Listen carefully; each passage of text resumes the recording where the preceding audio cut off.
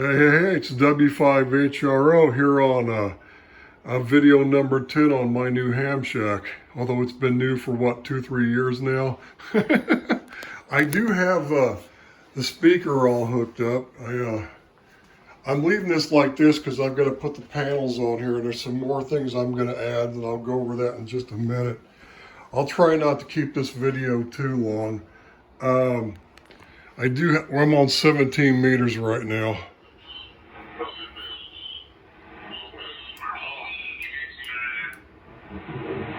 Pictures there on QRZ. Hear the speaker? Nice setup, and you got the space for more antennas, so that's always good as well. So I'm going to hang tight here with what I got, and just enjoy what I've got. I can pretty much. Okay, I didn't want to turn it up too loud because the iPhone goes into limiting. But what I plan to do is, remember I told you I'm going to have relays. So when I transmit, all the relays click and disconnect, and all the speakers. Well, it's going to have to be a little bit more complex than that, because when I have one receiver on, I may have to, only one relay needs to be engaged or something. So maybe what I do is, by default, all the receivers are going to the load resistors that I'm going to have on the back of the panel. However I'm going to do it. I'm still thinking how I'm going to do it. I have to do something else first. But anyway, what I have to do is, so when I have a remote switch, so when I click the first relay, I can connect the TS590SG transceiver. Then when I click to the next relay, it switches over to the Collins 75A4 down to the speaker. I'm sorry about, I guess I don't have to leave it pointed down there to the ground while I'm doing it, but then the next one, what I plan to do is I plan to put my R388, excuse me, my BC348. I'm going to put my BC348 right across here. I measured it, it'll go, it's just a little bit more narrow from side to side than this 75A4 is, so that'll be nice. I'll come up with some kind of a thick padded thing with some kind of like black fabric on it to put in between it and the 75A4, so the 75A4 doesn't get damaged. But I'll do something like that. I'll figure it out. But anyway, that's kind of the plan. But what I'm going to do is, the first thing I have to do before I come up with the relay solution for the speakers is I got to have a supply. I need like a dual supply, at least 20 volts and 12 volts. It'd be nice to also have 14 volts, but I'll get into that on down the road as I do this video. But I'll just say it now. What it is, my remote antenna tuner on the base of my vertical antenna out there in the back of my property, that drops about 2 volts for the line. So about 14 volts puts 12 volts out there. But here in the shack, I'm going to want no more than 12 volts. So, but I'll look at that. This supply probably will adjust to 14 without any problem. We'll see. But what I have to do is, I was running this is my phase canceling at the DX Engineering at NCC2 box. That thing, believe it or not, especially when I'm on these higher bands, just having it on and not really trying to tune out the noise, it brings down my noise floor. It makes this jittery stuff, it makes it flat, and it cleans everything up. And it does not, I've turned it off and on, and it does not attenuate the signals. It improves being able to hear the person talking, their audio quality. Here, let me get on the right thing here. So, but it runs on 20 volts, right? And I was using this little cheap switching supply, and I could tell when I had my 10 meter transceiver on last radio season, I could hear the noise when I would turn this thing on. I could hear that switching noise, because this thing the coax is going up to that rotatable, that amplified loop. It's got the preamp on the mount on right at the base of the antenna, right? It's that DX Engineering loop and that preamp they sell with it, the mass mounted preamp. That's what I have. and I could hear the noise coming off of that from the switching supply. So my plan is to get a 20 volt supply and a 12 volt supply, maybe possibly adjust it to 14 volts, maybe 13 volts, but still work. But it's enough current to run everything. I think my antenna control box for that antenna tuner out there on the antenna, I think that thing takes 2.5, I think it's 3 amps recommended. And this thing takes like 2 to 3 amps. So it's, you know, I mean, this thing's only ever going to be on when you go to push the buttons, and it'll be off every other time. That's it, you know. But, oh, can you hear that? That's what I have on this 590SG. That's a 40 amp, a 13.8 volt 40 amp switching supply. Well, it's computer type supplies. Well, skinny narrow ones probably weighs less than probably barely weighs a half a pound even. The thing is light as a feather, but it's a switch, that's new switching technology, but it's clean, and it powers the 590SG perfectly. Don't have any problem at all with it. But anyway, what I was getting at is I found this board. I got this from the UK. They use 2 of those Linear Technology, 1083s. That's the company I worked for, I retired from. So, well, after Analog Devices took us over, but I won't go into that. But it's got 2, this is a dual supply board. And it's got, those right there are diodes, believe it or not, on the inputs.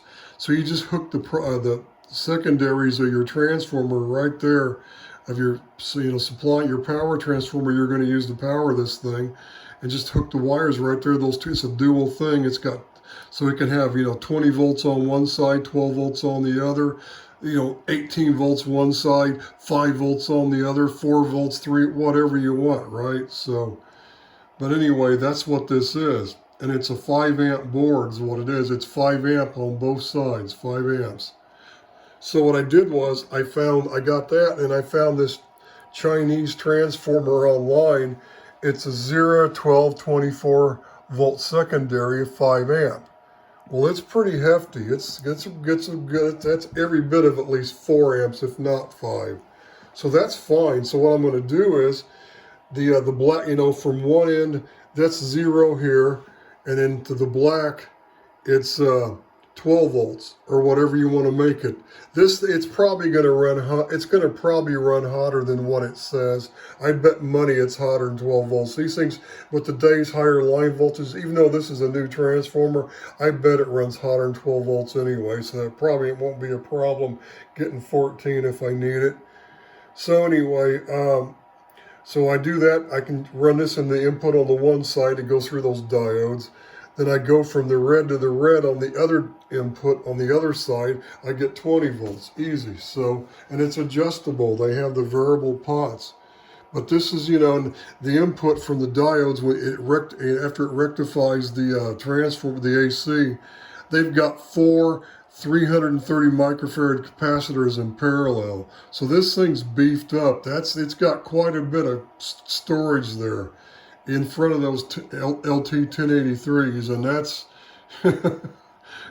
and being adjustable. I mean, it's possible you could have a 2 volt transformer that was exactly putting 22 volts AC in the input, and you could literally get like maybe 23 volts solid at a halfway decent current out of it, even maybe even better than that. So, that there's enough storage there, as long as the load's not real heavy, that would probably supply enough juice to those 1083s to work fine.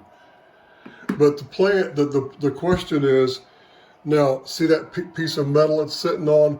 Our local hardware store here in this small town we're in, they keep these in stock. They have all different sizes of these, rectangle, square, aluminum panels. They have thinner ones, a little bit thicker ones, some bigger, some smaller. And I thought, well, I could just mount this on there and have this on that thick piece of aluminum. No, it's actually pretty thin. What I'd want to do is I'd want to drill a hole here, here, here, and the same thing on the other side. So 6 holes, so 6 holes with like 6 standoffs from the wood. Because what I want to do is I want to build that supply. It's better if it goes down here on the bottom. I hope you can see that. Sorry about that. it would go right down there on the bottom. That's probably a better shot. I know this video is not good. Sorry about that, guys. It's kind of like I'm thinking this up here on the fly as I go. I've already thought about that. That's why I ordered that. I'm going to build the supply, but I think I can get away with using that transformer and that board to supply everything I need, all the relays to control everything I want, and all the way out to the and control the motors on the antenna tuner with the relays in that box, and then control that that phase box. Now, there is another switching supply. I'm trying to eliminate all the switching supplies here, except for the one here in this rack mount for this transceiver. That one's beautiful. It works great. And there's another one that I have the cord wound up in kind of cable tied up inside this box, right? And I put some of those toroids, I wrapped the cord around a couple of those toroids that are for I think Palomar Engineering sells them. They're the ones that, they're the ones for the wall warts cords. If you're gonna run wall warts, you wanna wrap the cord like here, you know, I've got this one and I need to get rid of this one too. But this one here is supplying the power for that MFJ meter and its light inside, and I need to wrap at least one or two. I need to wrap this cord at least around at least one of them, if not maybe two of them, side by side or something. Double do it. I don't know. Hopefully it'll still be enough, but my plan is to get rid of that too. I could just put that on there for now though. But what I want to do is the lights up here in this meter, the lights in this meter, and you know, everything else I'm going to power, the relays for control basically, it's all going to be controlled from this source supply. So I'm going to build it. I guess I could just mount it on this piece of, I'm thinking about, should I enclose it in a complete shielded box, ventilated box, you know, aluminum box of some kind, and then mount it down here for safety. I mean, it's going to gather dust. It's going to gather dust in a ventilated box mounted down there too, and it'll probably stay a little bit warmer, but I could always have a fan. I could put it in the box and have a fan sucking the air out of the box, you know. I could put a couple small holes maybe, but it would be like sucking the heat out. I could do that too. That would heat the room. Summertime it'd suck, but hey, it would work, you know. Be good in the wintertime. That's something I could do, right? I might just mount it on this now and just set it in there just to get it working while I think about how I'm going to make it permanent. And I might just, like I said, I might just mount it, like I said, I might mount these parts right here on this piece of aluminum and put this piece of aluminum down there on standoffs. That's what I may do, and just like screw it. And just once in a while, I'll just get the vacuum and I'll put the brush thing on it, and I'll just kind of go over it to suck the dust off of it, you know, when I do cleaning I usually do cleaning here once a year, and this one I was pulling out because I was changing stuff and I was working on that transceiver down there. That's out in the garage, and I did get that box to work. I did get that input tuner box to work, and I've got the amp now, and I've got a complete perfect 1-to-1 SWR going to the input to that Courier 23 modified for 10. So that's going to be the next video. I'm going to be out there probably in a couple of days, maybe even tomorrow. And I don't want to upload too many videos at once. Maybe one every few days is better, because people are going to go, hey, which one do I watch? Which one do I watch, you know, if you're even interested at all. But I did order another box for right here. It's the kind that Radio Shack used to sell with the black top, the vents on the back, on the sides, on the back, and then the front and panels. Well, these are white though. I think those were kind of, you know, it was like the ones Radio Shack used to sell. Because what I'm going to do is, remember I told you the last video on this just the other day that I want to run this microphone. I have the FET buffer in this thing, and I'm going to make a modification to it if I do this, because I need that the resistor from the source down the ground to be a little bit larger to better match the input to this thing. But I want to plug this mic into the box, and what I'm going to do is, this is that phase rotator board. that the guy was selling on eBay a number of years ago. And it's one of those filters, right? And most broadcast places, they use technology in after their microphones. It's one of those it's an 8-pole rotator is what it is, a 4-pole rotator. It has four ICs. It has 4 8-pin ICs, and they're the same as the old they're similar to the AD analog devices. Was it AD712, something like that? But they have FET inputs, but they're like a mix. They're like a hybrid. They're like half bipolar and half. Well, they've only got a few FETs, but the FET is on the input, which is good. So anyway, but they incorporate FETs with the bipolar junction.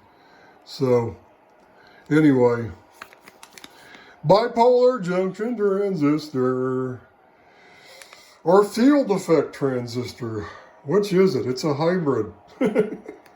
I'm getting crazy, I know, but that's the plan. I'm going to put that in the box, and I'm going to run, since this mic's already buffered, if I tweak the value, this thing, it says the chip's supposed to have, the specs on this says the input is a 5.5K, but the first thing you go through, there's a 10K going from that, the mic input or the actual audio input, whatever you want to call it, mic or whatever, from the mic input to the input to the thing, the first resistor.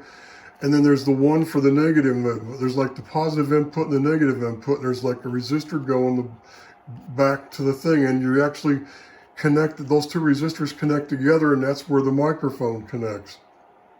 So you have 10K in series on both sides no matter what. So it's probably higher than 5K. But if you look at the data sheet, I think they're showing 5 or 5.5K for the input to device. But with the 10K resistors in series, it's actually higher than that, right? That makes it what, 5? That makes it 15K? So, it's a little higher. Something like that. But I also have the negative and positive supply regulator boards. Hang on a minute, I dropped that thing. Uh-oh, now it ain't gonna work. Oh well, shit. It ain't gonna hurt it in a million years.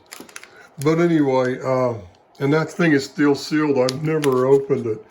But one of them's positive and one of them's the negative board. You can't even get the negative one anymore. Is that the negative? And that's... No, one of them's the negative, one of them's the positive board is what it is. So anyway, I'm going to mount that. So I'm not sure it's all going to fit in the box. So let's see. The box I got's bigger than that, so it probably will. I'm going to have to find a transformer. I'm going to have to find a transformer. Yeah, that'll fit. That's about as deep.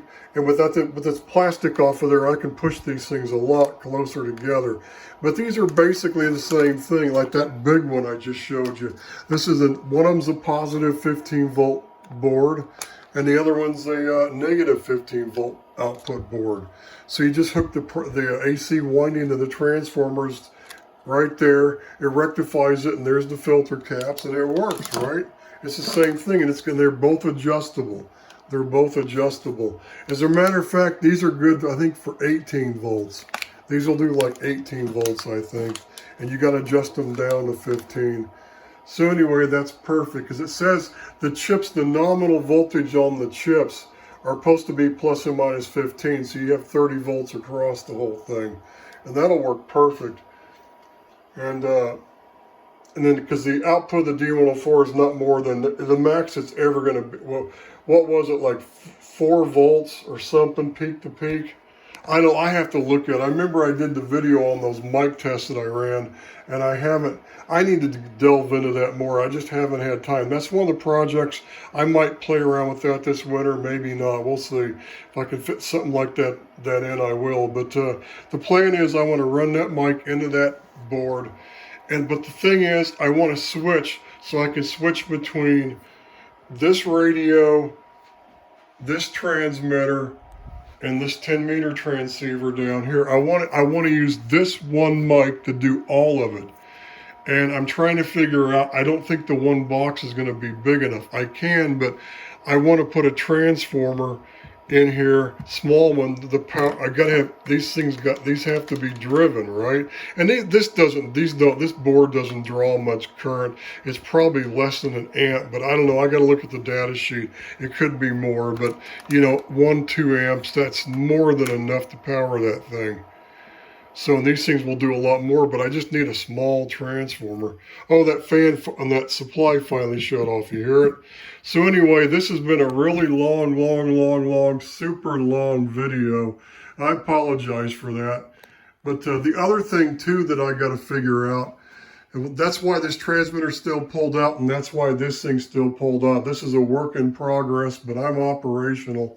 The thing that made me mad the other day was I was on a 17-meter AM talking to somebody, and which we're going to be doing a lot more of, and my buddy in Oklahoma wants to do that. So I was on a 17-meter AM.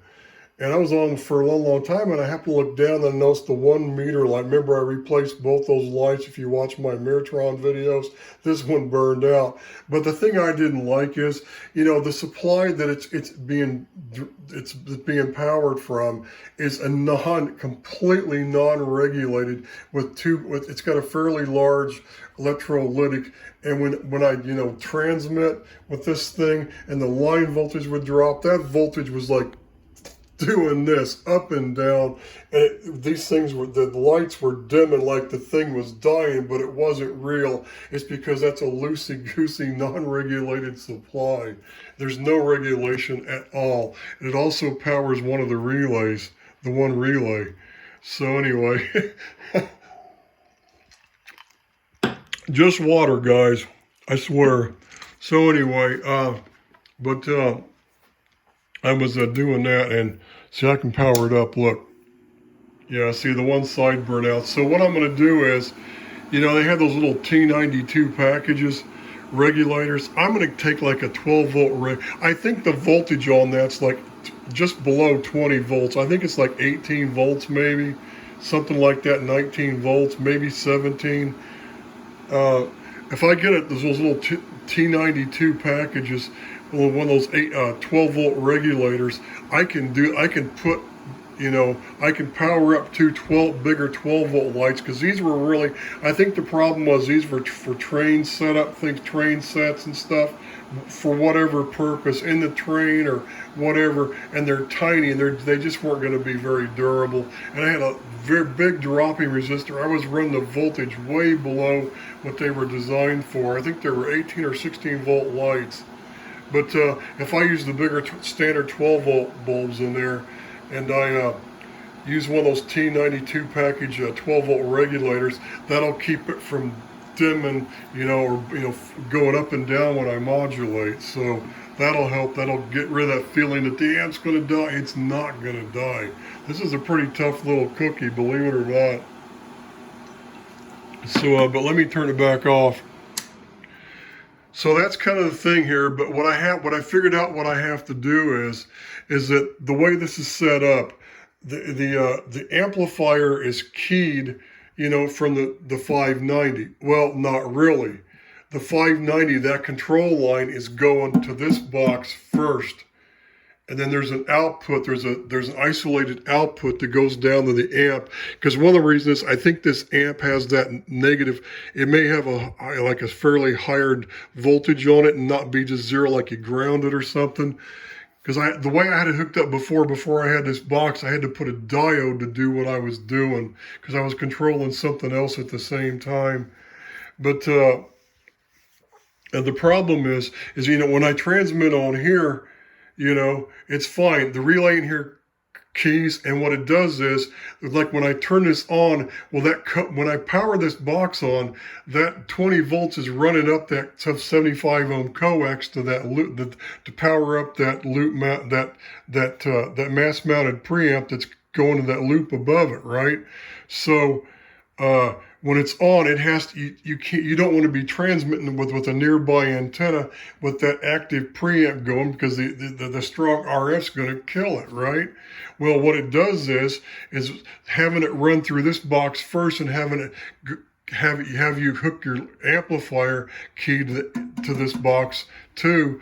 So when I transmit it, automatically the power, the relay inside the box clicks, or what. I'm not sure if it's electronic switching or relay. I'd have to look at it again. But basically, when you transmit, it kills the power going to that mass-mounted preamp. So what it does, every time I can go key real fast. They'll go blink, blink, blink, blink, blink. It's really fast. So it works fine.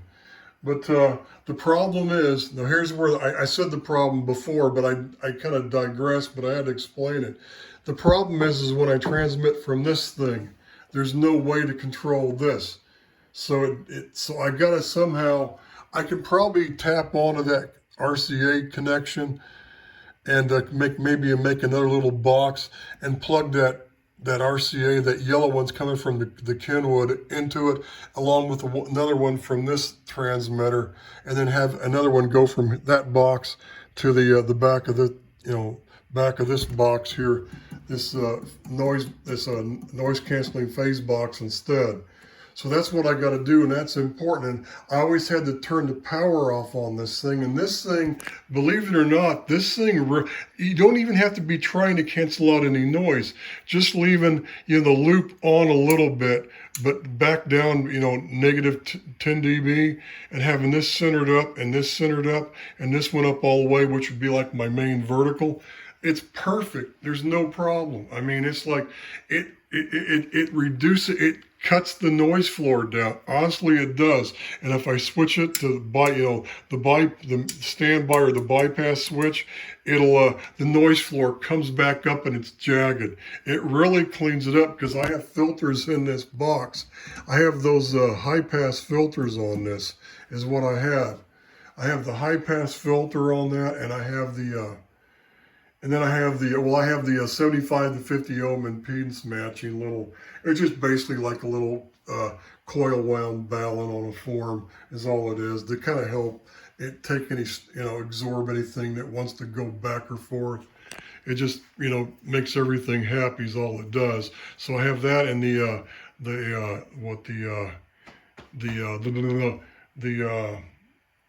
what I just say, you know what I said, right? Now, this video's almost 30 minutes. Sorry, guys. And I said I was going to make it short, didn't I? But anyway, that's all working. And when I get this supply built, which is probably going to be this weekend for sure, I hope. I'm going to get that 10 meter set up in the garage, the courier out there on the other side of that wall where my shop is. I'm going to get that thing. I'll do a video on that setup, show you that I got the input matched perfect now, and I just got to pull the lid off that amplifier, see if I want to install a fan in there, if I can find one really quick, which will give me which will delay it a few more days before I bring it back in here. But as soon as that's done, it's all coming back in here, and I'm just about there. I'm on the final stages now, so I'll get all this stuff off here, but then I'll just leave it sit like this, because I'm going to figure out what I'm going to do. I only need a couple antenna switches. What I need mainly is, I have one going from the output of this 590SG to the back here of this stuff, right? And it goes through here and everything.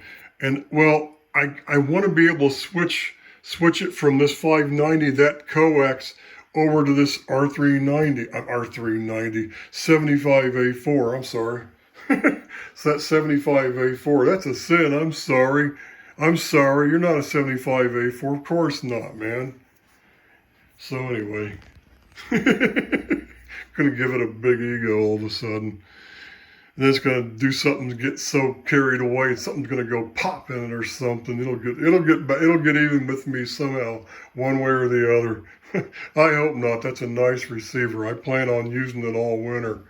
So anyway, but I need to be able to switch the coax that runs over here from running over here to running over here. So I'm just, having it come through the end. Because what I have is, if anybody has not watched my videos on this transmitter, what I have is I have a TR relay that I built in the back of this. So basically, this coax right down here is running from the like the output of the amplifier, the meter, etc., coming from that transceiver setup through the amplifier, etc. And it's coming in here, and it's coming right out here, and it's going up through this temporary tuner to the antenna. That's how it's going. But when I transmit on this big guy, the relays in here snap, and it grounds the center conductor of this coax to the shield. It just shorts at the ground, and then the transmitter transmits out through the box through to the antenna. That's how it works. So basically, I had designed it that this big transmitter is like my antenna connection, my main antenna. It's going in the back of this. It was the easiest thing to do, and it was convenient. That way, whenever I transmit on this thing, it's not hurting anything over here because the output's grounded, etc., etc., etc. Although I am going to add some additional protection, but that's what I do. It goes out to the antenna instead of letting this stuff go out through it. Because right now, all this is just going right through the top of this transmitter out to the antenna. That's how it works. So what I got to do is, when I transmit here, I've got to make this thing shut off the power to the preamp too. So that's the other thing I've got to do. And I think I can just tap into that jack. I think it's going to be easy. Because what I have is, I don't know if you can see this, on the back of this transmitter, right there, see that gold-plated RCA jack, female jack? I put that in there, and I don't know if that was going to be for 12 volts out, 12 volts in. It was probably either out, or I was going to make it like ground, to like ground like what I need to do. And I think I can go ahead if that's, I don't think that's hooked up. I think I put a wire to it, but I twisted it, but it was never connected. I left it open. So I think I can just connect to that. So when I, the line that when I transmit here from the microphone, that key line, it also grounds that RCA jack in the back, and I can just tap that into here. I think that might work. It might be a really easy fix, and I really hope so. So anyway, I apologize. It's been 32 minutes, 6 seconds, 7, 8, 9. Okay. Long video, but hey, I guess it was worth it. So that's my plan, and like I said, hopefully maybe by the end of this weekend or sometime by the middle of next, I'll have all the 10 meter stuff back in there. Then I got to drag the 75A4 out on the bench upside down and clean the band selector switch and check the pots and everything, clean them maybe, and clean the crystal pins and sockets real good, and then bring it back in here. That's an easy thing to do. That's probably no more than a 30-minute job, an hour at the most if I take my sweet, time. So it's almost 33 minutes, guys. So 73s, that's all for now. This is W5HRO with my new ham shack, video number 10, I believe. Adios.